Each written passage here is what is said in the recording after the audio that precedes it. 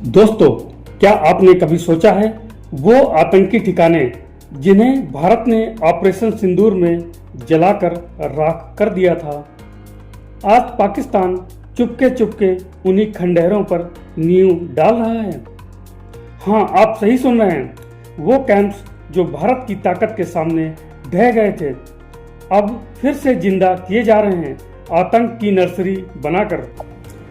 Operation सिंदूर भारत की सेना और खुफिया एजेंसियों का ऐसा सर्जिकल स्ट्राइक जिसने पाकिस्तान की आतंकी मशीनरी की रीढ़ तोड़ दी थी।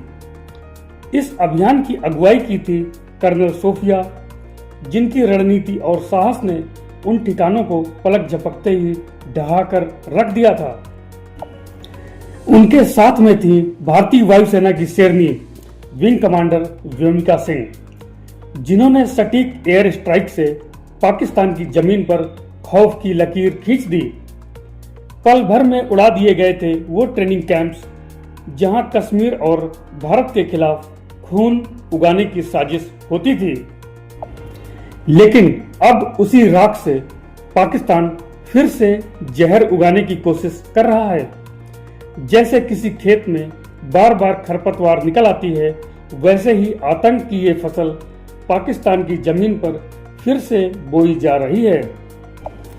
दोस्तों, खुफिया रिपोर्ट्स कहती हैं पीओके और खैबर पख्तूनख्वा में नए ट्रेनिंग हब्स खड़े किए जा रहे हैं।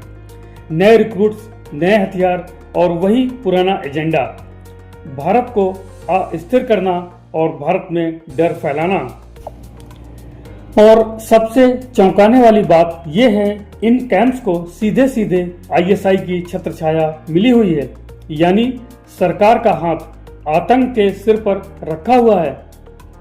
सोचिए, जब पाकिस्तान खुद आर्थिक बर्बादी में डूबा है, तो आखिर ये नए ठिकाने बनाने के लिए पैसा कहां से आ रहा है?